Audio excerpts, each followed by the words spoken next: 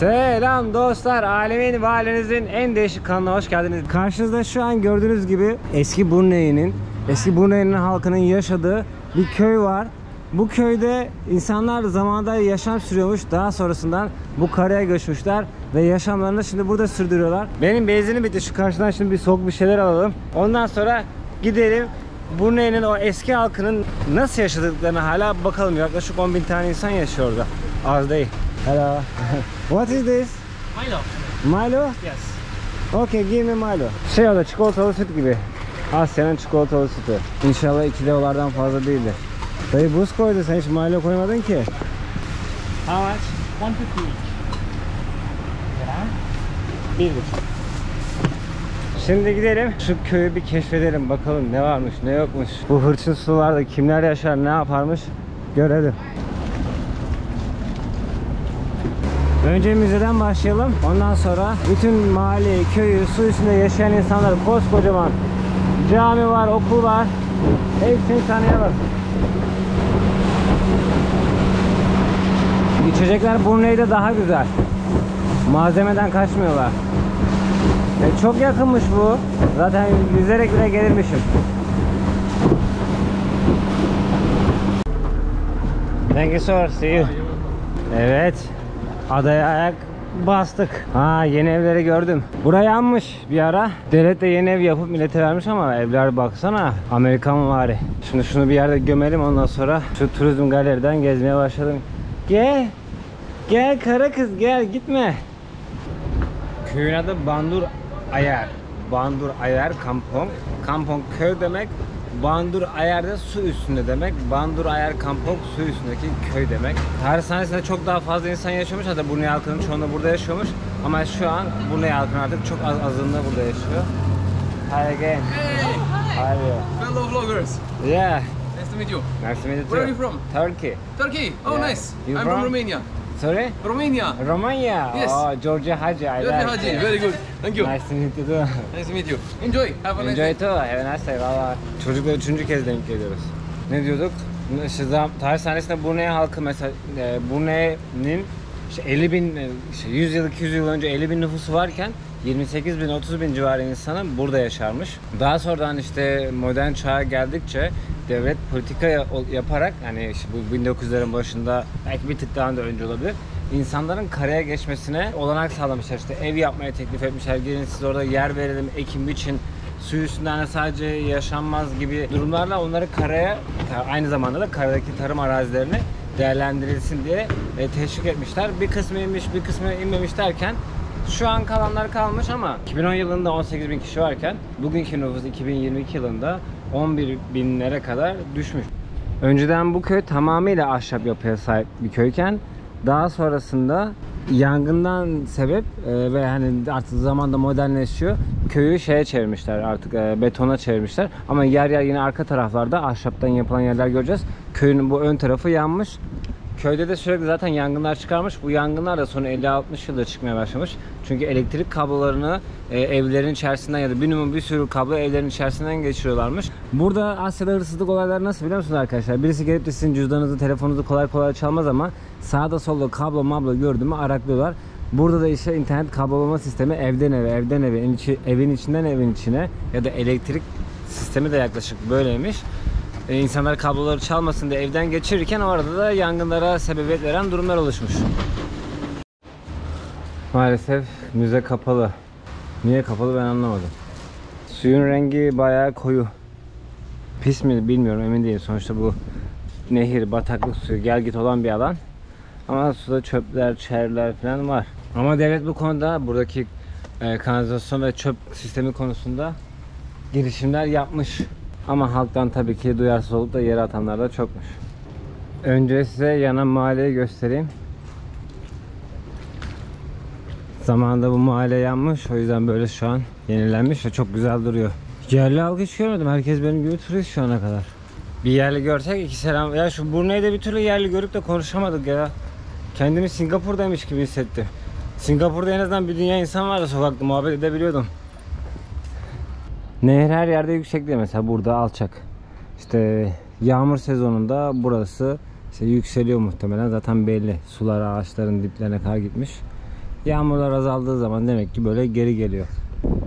Şimdi gel git demeyelim, tam gel git de olur mu bu nehirde bilmiyorum ama dönem dönem yağmur sularıyla artıp azalan şeyler var. Milletin arabası yok, herkesin garajında teknesi var.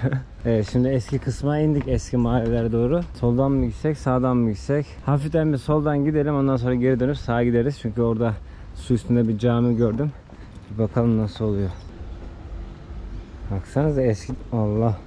Oğlum ne kadar sakat bu, insan gider ya. Şuna bak, insanlar eskiden resmen 5-10'ların üzerine ev kurmuşlar. Yalnız balık da var ha.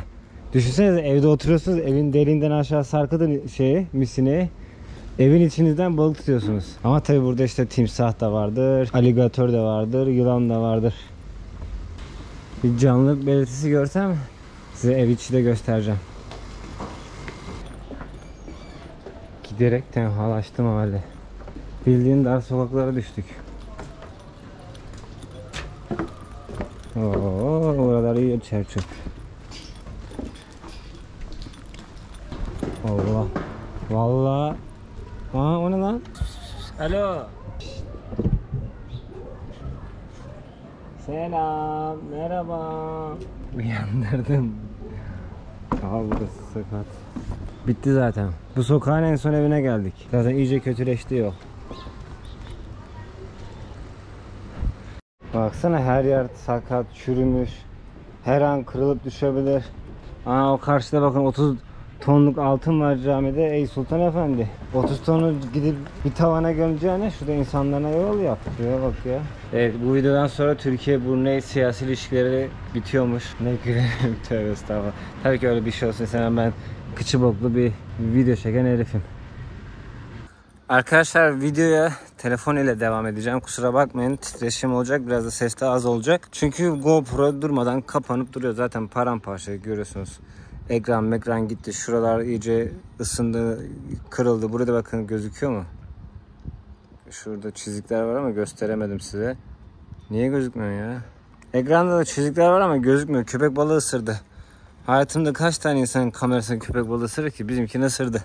Neyse, işte çalışmıyor, böyle arada kafa yiyor. Yine kamera alana kadar arada böyle idare edeceğiz. Şimdi suyun üstündeki camiye geldik. Tabii kapısı açıksa. Vallahi kilitli ya, ben anlamıyorum ya. Gezginim, en zor gezebildiğim ibadethaneler camiler. Hepsini rahat geziyoruz abi, camileri gezemiyoruz. Ya almıyorlar ya kapalı. Ha, biraz önce şey anlattım, orada GoPro kapandı. 1500 yılında Magellan'ın ekibi, 1500 artık 20'lerde 30'larda Magellan'ın ekibi geliyor, Brunei'yi keşfediyor. Ve işte rapor hazırlıyor, Magellan'a götürüyor, diyor ki burada böyle bir ada var, adanın içinde böyle Brunei'de bir bölge var ve orada işte 50 bin insan yaşıyor ama bu 50 bin insanın 30 bini suyun üstünde yaşıyordu. Rapor vermişler, yani 1500 yılında da Brunei halkı burada su üstünde yaşıyormuş. Bu borularda ne olabilir diye düşünüyorum. Su borusu bu bence. Evet, bu içme suyu, yani evde mutfakta kullanmalık su bence. Şu mavi borular. Abi bu arada benim Ümraniye'deki internetimin hızı 8, gerçi 16'ya çıkarmışlar galiba şimdi ben gezerken. 16, uplatım 0.50 1, yani 0.5 ile 1 arasında. Adamlar burada suyun üstüne 100 megabit internet döşemişler. Aa, okul bu galiba. İşte dünyanın en büyük su üstündeki okuluydu. Şimdi o tarafa da gideriz. Camiye giremedik de okula gireriz belki. Bunlar da kedi pisliği galiba. Hayvanlar ne yapsın, işte kara yok, gömemeler ya, hep böyle aynı noktaya pislemişler. Ben de seni sevdim. Beraber gezelim mi? Kuş gibi kondu. Abi geldik şimdi okula ama okulda kilitli. Ortaokula kadar bir çocuğun hem dini, burası dini eğitim değil, normal eğitim veriyor. İlla ki dini eğitim veriyordur da aynı zamanda ayrıca de dini eğitim, yani 8. sınıf yaş grubuna kadar ki çocuklar için sadece dini eğitim veren yerleri de varmış. Bu etrafta bir yerlerde işte jeneratör hatları, polis karakolları, işte mescit, cami, okul, insanların sosyal hayatlarını devam ettirebilmesi için her şey var deniyor. Bir tane de burada balık var. Çok ilginç ya. Artık hani tamam, hani dedenin dedesi burada yaşamış. Tam hani anladım, bir kültürün oluşmuş, sen de alışmışsın falan filan ama artık yani şurada hani karanın rahatlığı var yani. Devlet imkan da sağlıyor. Neden insanlar tercih etmiyor? Hani hissiyatlarını çok merak ettim. Tam anlıyorum hani Dede Yadigarı köy mü de hani çok uzağa gitmiyorsun. Ha, şu karşıdaki kara parçasının bir kenarına gidiyorsun. Polis karakolu da burası. Mahallenin de bu kısmı yıkılmış. Temeller var, evler yok. Bir dünyada milletin botu var. Aynen şu araba gibi milletin botu var. Abi balık tutuyordu burada. Ama timsah geldi şimdi. Did you before? Maybe Last time I see. dangerous? It is dangerous? Really? Ah, you living here? This village? Over there. Wow. How living here, yeah? So, not easy maybe, I don't know. Easy or not easy? Because the old time is too small. In 1991 and until 24, many child jump the water village, Mandi. Swim, Swim? but this time No. swim. Why? A fight crocodile. Crocodile? In 1995 is village water village. Fire kan? Yeah, when time fire? 2001 2000 Near 2000. Burada çok büyük bir alan yanmış da abi onu diyor galiba. Your name? My name Omar Ali Ömer Ali. My name Mehmet. Muhammad. Yeah. Muhammad Salah. Near, yes. Nice to meet you. I'm from Turkey. Turkey. Yeah. Abi illegal işler yapıyor, bunu görüntüye çekmiyor. Abi diyor ki gel Muhammed Evet, Salah'la Muhammed fotoğraf Salah. çekineyim. Evet, Malezya'da beni hep Muhammed Salah'a benzetiyorlar değil, burada da benzetiyorlar. Sir, nice to meet you. Assalamualaikum. Aleykümselam, see you. See you again. İnşallah.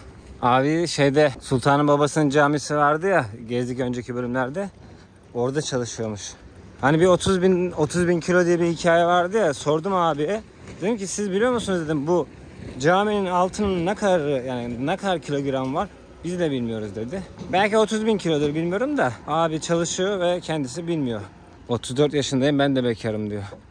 Diyor burada sigara satamaz. O herhalde şey diyor.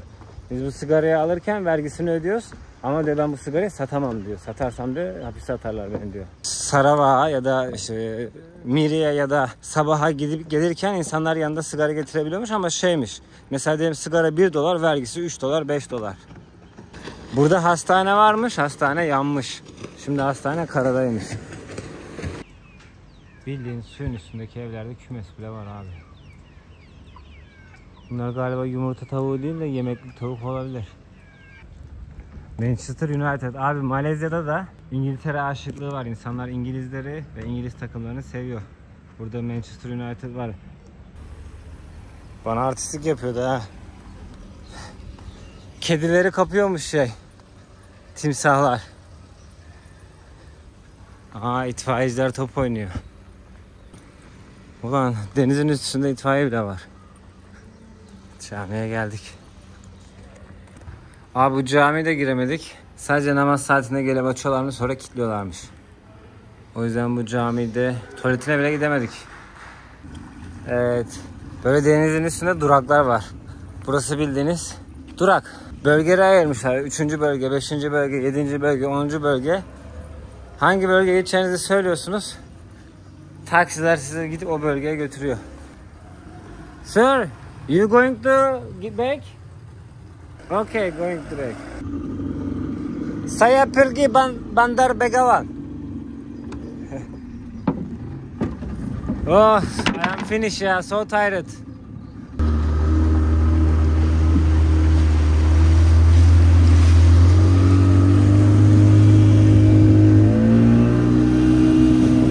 Vallahi dayı yavaş.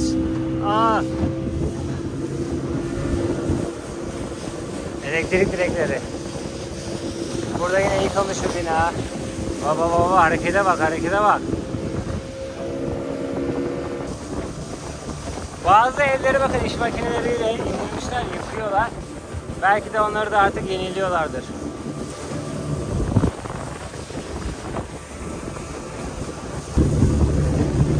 Geri dönüyorum artık. Yani artık aynı şeyleri görmeye başladık. Camileri denedim 2 kere. Kapalıydı. Okulu denedim. Kapalıydı. Polis karakolunu deneyecektim de ne olur ne olmaz denemedim, vazgeçtim. Size şimdi burada toplu ulaşım... Allah! Allah! Size şimdi burada toplu ulaşımı göstereyim. Nasıl bir yerden bir yere ulaşılıyor. Ondan sonra bir de kaldığım hosteli göstereyim. Burası da başkent. Karaya çıktık. Ne kadar arkadan gelirseniz gelin aynı parayı aldılar. 1 dolar alıyorlar. Bir Brunei doları. Bir Brunei doları bir Singapur dolarına eşit. Nasıl eşitledilerse eşitlemişler. Şimdi burada eski Brunei vardı. Şimdi size biraz da yeni Brunei göstereyim. Zaten gördünüz ama bir iki de görmediğim böyle AVM vardı. Ben de gitmedim. Size de şimdi sokayım. 3-4 dakika daha dayanın. Ondan sonra videoyu bitiririz. İnsanlar böyle gün döndükten sonra çıkıyorlar, koşmaya başlıyorlar. Bisiklete binmeye başlıyorlar. Şu karşısını merak ettim. Bakalım ne var orada. Aa bakın burada adımı attım ya. Daha hemen duruyorlar. Bak şimdi ben bekleyeceğim. Daha orada durdu. Cidden yayaya saygının en fazla olduğu ülkelerden birine geldim ya. Helal olsun bu neylere. Bak bir de bu araba Suzuki'ler burada çok var. Küçücük. Bak arkasındaki kırmızı, onun arkasında gri var. Bir gün Türkiye'de param olursa ve bu araba Türkiye'ye gelirse ben bu arabadan almak isterim. Muhtemelen az da yakıyordur. Evet. Günlerdir geziyorum. İlk defa insan topluluğu gördüm. Şu an Brunei'de geziyor olsaydınız şu an buradaki durum sizin çok ilgincinize giderdi. Çünkü bu çok sıcaklar ve insanlar çok fazla dışarıda takılmıyor. Hello. Akşam saatlerinde takılıyor. Bu camiyi ve gezdiğim köyü size drone'la tepeden gösterecektim. İlk defa bir ülkede bu kadar kapalı alan gördüm. Drone kalkmadı yani, değişik bir uyarılar da gördüm. Hani öyle yasal uyarı falan da değil, sadece direkt kilitliydi yani. Drone hareket etmedi. Fark etmişsinizdir zaten. Yani Malaylar var tabi ama Çinlilerde çok fazla. Evet, içecekler orada 2,5 dolardı. Burada 1,5 dolar. Hello sir. This is Milo. Yes. This is lemon. Ice lemon. Ice lychee. Ah, lychee. I know. Okay, like this. Watermelon. Watermelon. Oh, this. Apple and orange. Okay, give me watermelon please. Oo, karpuz suyu. O da bir... Where are you from? Turkey. Oh. Oh. Which city? Drama. Drama. Turkish drama. Ottoman drama. You like it? Yes. Yeah. Thank you. Terima kasih. Bir tane de yemek alıp paket mi yaptırsam ya? Sir, give me this one, but take away. Okay. Böyle erişteli bir şeye benziyor. Terima kasih. Kaç para tuttu? Ana içecek ve bu yemek 3,5 tuttu. Bedava. Evet, bugün akşam yemeğini ucuza getirdik. Normalde bu Asya'nın domatesiyle karpuzunu hiç beğenmiyorum. Yani dünyada bu kadar tatsız domates Asya'da var. Başka yerde var mı bilmiyorum. Gerçi daha gezmedim ama bizim domatesin yanında sıfır yani. Sanki şey yiyorsunuz gibi. Bomboş bir şey yiyormuşsunuz gibi. Karpuz da öyleydi. Ta ki bunun suyun içine kadar mükemmel olmuş ya. Eğer içine bunun hani yapay tatlandırıcı falan katmadılarsa içinde kocaman karpuz da var. Mükemmel ya. İlk defa Asya'da bu kadar güzel karpuz içtim. Eğer karşıdaki müze kapalı olmasaydı size buranın tarihini de gösterecektim. Arkadaşlar bunlar zamanında pagan gibi biraz ve adamlarda biraz nasıl desem size kafa kesme olayları falan da var. Yabancı kabileler ya da yabancı ırklar ya da kabileler arasında kavgalar sırasında kafa kelle kesiyorlar ve o kelleleri kurutuyorlar ve onları da evlerine falan asıyorlarmış, anladın mı? Bu güç göstergesi olarak bu kelle, bakın şu adamın kellesi, ben onu geberttim, bana dokunursanız size de böyle olur gibi mesajlar vermek için. Evet, eski Brunei'den şu an yeni Brunei'ye geldik. Kampung Gadong diye böyle bir yerdeyiz. O zaten bir AVM gezdik ya, bir sürü insan vardı. Bir orası hareketli, bir de burası hareketli zaten. Başka da galiba yeri yokmuş. Abi canınız yerim. Vallahi ayıp olur diye ben yola çıkasım yok. O kadar saygılılar ki trafikte. Arabaya bak, rengarenk. İnsanlar aynı zamanda burada gece pazarı var. Oraya yemek yemeye de geliyorlar. O yüzden burası biraz kalabalık bir bölge. En ucuz hosteller de burada. O yüzden backpacker'lar da buraya geliyor. Benden başka da şu an 3-5 tane turist var. Geldiler onlar da. Açıldığını duyan geliyor şu an. Hop durdu. Şimdi size bir hostelimi göstereyim, ondan sonra görün kaç para olduğunu da söyleyeyim. Fikir oluşsun, ondan sonra videoyu bitireceğim. Arkadaşlar ülkede sigara içmek dal başına $100 diye biliyordum. Burada diyor $300. Bazı yerlerde 100, bazı yerlerde $300. Şöyle güzel odalar var, hani 40 Singapur dolarına gidiyor. Bazı odalar var $30-35 ama camsız bir oda isterseniz de $25 camsız ama tek başınıza kalabileceğiniz bir oda var. Burada da yine sigara içmek yasak. Hostel temiz gibi. Yani böyle pahalı yerlerde artık konfor arayışımızı azaltmak lazım. Hemen klimamızı da yakalım. Kusura bakmayın biraz dağınık. Böyle bir yerde sıcak su yok ama zaten yanıyorsunuz. Soğuk suda idare eder diyeceğim de ben soğuk sudan nefret ederim, o yüzden ağız tadıyla duş alamıyorum. Bu videoyu buraya kadar da izlediğiniz için teşekkür ederim. Videoyu izlediyseniz ve beğendiyseniz beğen butonuna basarsanız sevinirim. Bana destek olmuş olursunuz.